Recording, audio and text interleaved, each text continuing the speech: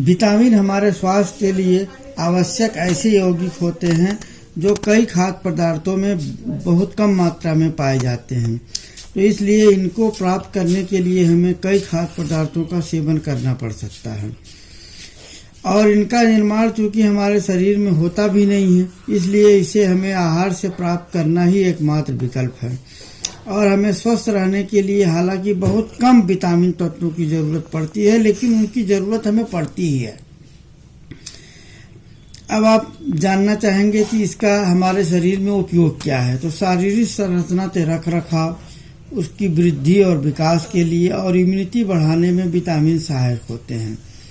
और साथ ही साथ जो हम प्रोटीन आहार में लेते हैं, फैट और कार्बोहाइड्रेट आदि पोषक तत्व लेते हैं, उनका शरीर में बेहतर तरीके से उपयोग हो जाए और उस आहार से हमारे शरीर का में ऊर्जा का उत्पादन हो जाए, इसमें भी कई विटामिन मदद करते हैं। और कुछ विटामिनों में एंटीऑक्सीडेंट पाए जाते हैं। एंटीऑक्सीडेंट के बारे में आपको अगर नहीं पता है तो हमारा वीडियो आप पुराना देख सकते हैं। डिजिटल जो क्षतिग्रस्त कर देते हैं सेल्स, तो उनसे भी कुछ विटामिन हमारी रक्षा करते हैं और हमें असमय बुढ़ापा न आवे और कई गंभीर रोगों से भी हमें बचाते हैं।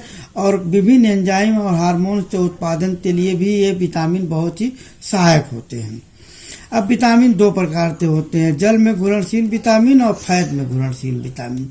तो जो विटामिन जल में घुलनशील होते हैं ये सभी विटामिन बी कॉम्प्लेक्स और विटामिन सी इस कैटेगरी में, इस श्रेणी में आते हैं। क्योंकि ये गल में घुलनशील होते हैं और साथ साथ ये शरीर में इनका संचय नहीं हो पाता है। यदि आप इनका सेवन दैनिक आवश्यकता से अधिक मात्रा में करते हैं तो ये आपके उत्सर्जन तंत्र द्वारा निकाल दिए जाते हैं। इसलिए आपको प्रतिदिन इन विटामिनों का सेवन करना पड़ता है, क्योंकि ये शरीर में कहीं संचित नहीं होते हैं, स्टोर नहीं होते हैं।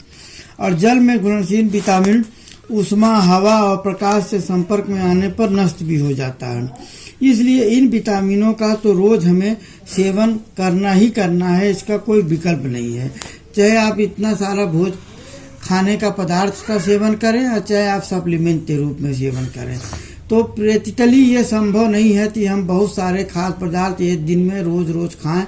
इसलिए हम मल्टीविटामिन की गोलियां लेना ही ज़्यादा उपयोगी होता है, क्योंकि इसमें कई तरह के खाद्य पदार्थों से जो है उन विटामिनों को निकाल के एक जगह एकत्र रख दिया जाता है, जिनका आप संचय आराम से आप सेवन कर सकते हैं, वो उसमें संचित होते हैं।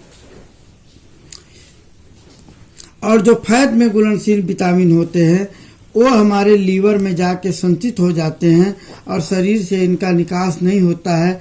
यदि इनका सेवन आप ज़्यादा भी कर लेते हैं तो ये संचित तो रहेगा, लेकिन आवश्यकता से अधिक करेंगे तो ये आपके शरीर में नुकसान भी करता है।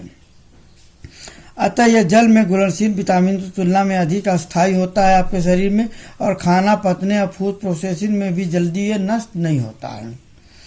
और विटामिन ए, डी, ई और के आज फैट में घुलनशील विटामिन है। वैश्विक मान्यता प्राप्त 13 विटामिन हमारे शरीर में महत्वपूर्ण भूमिका निभाते हैं। 2 अन्य विटामिन कोलिन व इनोसिटाल भी कई शारीरिक कार्य करते हैं। प्रत्येक विटामिन के शरीर में कुछ विशिष्ट कार्य हैं, लेकिन कोई भी विटामिन अकेले रहकर पूर्णतः प्रभावशील नहीं होता है। यह एक दूसरे के साथ या आहार से प्राप्त कार्बोहाइड्रेट, प्रोटीन व फैट के संयोजन से ही प्रभावी रूप में काम करते हैं। अगले रविवार को हम जल में घुलनशील विटामिनों के कार्य बताएंगे, उनके बारे में बताएंगे, इसका स्रोत कहाँ से मिलेगा, किसकी कमी से क्या बीमारी होती है, किस विटामिन का कितना सेवन करना चाहिए। आप सभी लोगों को 9 वर्ष की बधाई। आप सब लोग स्वस्थ रहें, सुखी रहें। ये विटामिनों का सेवन करना इसलिए हम लोग बताते हैं कि जो आजकल एक नया साइंस बना है, न्यूट्रिशन साइंस जो बनता है कि कई खाद्य पदार्थों से जो आवश्यक विटामिन, मिनरल्स तो या उसमें जो भी प्रोटीन है उसको निकाल दिया जाता है न्यूट्रिशन साइंस के हेल्प से। तो इसका बना के एक कॉम्बिनेशन के रूप में शरीर में जितने विटामिनों की ज़रूरत है उसको एक कैप्सूल में या गोली में डाल दिया जाता है, जिनका आप नियमित सेवन करते रहें तो आपको बहुत सारे खाद्य पदार्थों को खाने की ज़रूरत नहीं पड़ेगी और आपके लिए मतलब अच्छा रहेगा, उसका सेवन करना सुगम रहेगा, सुविधाजनक रहेगा। बाकी आप सभी लोगों को नमस्कार। आप सभी लोग खुश रहें, प्रसन्न रहें। और इस साल कई लोग प्रण लेते हैं कि हम सुखी स्वस्थ रहेंगे, तो अपने स्वास्थ्य पर विशेषतर ध्यान दें, क्योंकि अभी हमने इम्यूनिटी को बढ़ाना हमारे लिए अति आवश्यक है। और अब कई नई तरह की संक्रामक रोग आ रहे हैं, जैसे आप लोग कोरोना काल देख ही चुके हैं, उसमें पिछले साल डेल्टा वेरिएंट आया, आपकी कार ओमिक्रॉन आने वाला है, तीसरी लहर भी आने वाली है। तो इसके मद्देनज़र आप सभी लोग अगर इम्यूनिटी स्ट्रांग रखेंगे, सारे विटामिन मिनरल प्रोटीन का सेवन करेंगे, फाइबर का सेवन करेंगे, तो आप सभी लोग स्वस्थ रहेंगे, सुखी रहेंगे। और आप लोगों को काफ़ी हद तक संभव है कि कुछ भी परेशानी न हो। आप सभी लोगों को मेरा पुनः नमस्कार। आप सब लोग स्वस्थ रहें, खुश रहें। अगले रविवार हम फिर मिलते हैं।